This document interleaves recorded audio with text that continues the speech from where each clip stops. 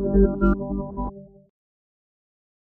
nous retrouvons aujourd'hui à l'université Bordeaux-Montaigne où j'enseigne depuis plus de 30 ans et c'est dans le cadre de l'université Bordeaux-Montaigne que j'ai travaillé à ce colloque qui a eu lieu au musée d'Aquitaine le vendredi 12 et le samedi 13 novembre 2021. C'était un très bel événement avec plus de 20 conférenciers venus du Pérou avec l'aide de l'ambassade de France au Pérou, et puis aussi des conférenciers qui venaient d'un petit peu partout de l'Hexagone, de Paris, du Musée de l'Homme, des Archives nationales, de Lyon.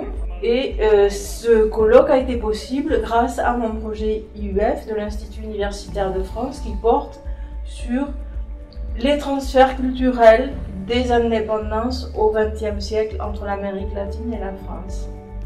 Alors, nous avons eu des communications aussi bien sur la période de l'indépendance du Pérou que jusqu'à la fin du XXe siècle, sur l'actualité plus récente de ce pays.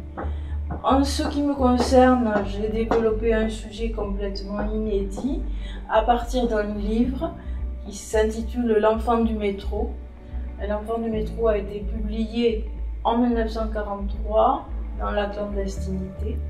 C'est l'œuvre de deux sœurs, Madeleine Truel et Lucienne Truel, ou Lucia Truel. Et ces deux sœurs, en fait, sont arrivées en France très jeunes, avec une vingtaine d'années. Elles sont arrivées du Pérou parce que leurs parents avaient émigré au Pérou dans la seconde moitié du 19e siècle. La mère de Madeleine et de Lucienne Truel venait d'ailleurs du Pays Basque. Précédemment, j'avais fait une recherche sur la famille au Pays Basque de Madeleine Truel, la famille Larabouret. Le petit livre qui paraît s'adresser aux enfants, L'enfant du métro, est en fait un livre qui était très risqué, puisque on y voit représenter le drapeau français, alors que la représentation du drapeau français était interdite sous l'occupation. De fait, on ne connaît pas dans quelles circonstances très exactes Madeleine a été déportée. Madeleine a été arrêtée le 6 juin 1944 dans le quartier latin et sa sœur Lucienne, Lucia, donc Lucienne qui a continué de publier des affiches, elle était affichiste, elle avait obtenu des prix dans les années 30 pour ses premiers travaux de dessinatrice. Donc, Lucia a continué de rechercher le destin de sa sœur et elle a eu la réponse définitive au début des années 50. Et ensuite, Lucia a produit des affiches. Elle a voyagé au Pérou. J'ai pris contact avec la famille. À la fois, j'ai essayé d'avoir des contacts avec la famille au Pérou et surtout des contacts avec une nièce en France qui vient de m'appeler. En fait, tout à l'heure, j'ai reçu un appel.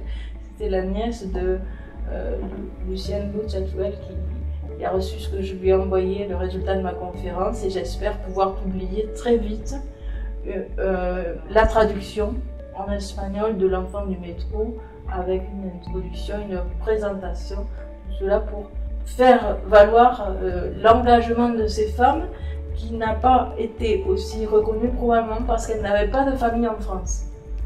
Donc, quand Madeleine est partie en déportation, elle est partie sous un faux nom. Et elle n'a pas été repérée. Et ensuite, des années ont passé. Et j'espère véritablement, c'est mon projet immédiat, faire connaître l'enfant du métro et tout le contexte. Et le projet à la suite, il s'agira de publier les travaux qui ont été présentés lors du colloque. En même temps, les conférences vont être en ligne. Il y a une grande attente pour écouter ces conférences. Nous avons eu du public, nous avons eu beaucoup de monde lors du colloque. L'auditorium était plein et nous avons été accueillis par le directeur du musée d'Aquitaine. Nous avions aussi le consul honoraire du Pérou à Bordeaux qui était présent.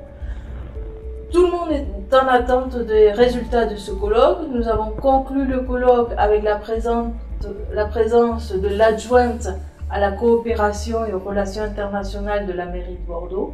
Tout le monde me dit, alors quand est-ce qu'on va voir les conférences? Quand est-ce qu'on va voir cette coopération à Bordeaux avec le Pérou? Je ne peux que vous dire, c'est pour très bientôt. Cela sera sur le site EMILA, le projet Écriture migrante latino-américaine, ce projet soutenu par la région Nouvelle-Aquitaine, ce projet qui a démarré en 2019, qui a eu une étape à Bayonne au mois de juillet, puisque j'ai organisé un colloque sur l'émigration basque en Amérique latine et ça a été un premier succès avec le repérage aussi des migrants basques. On sait que beaucoup des migrants basques sont partis en Argentine, en Uruguay, au Chili. Mais on ignorait qu'il y en a aussi qui sont arrivés au Pérou. Et donc c'est le lien entre les deux colloques, l'histoire de cette émigration, l'émigration retour, les correspondances, les lettres, les photos échangées des deux côtés de l'Atlantique par ces familles.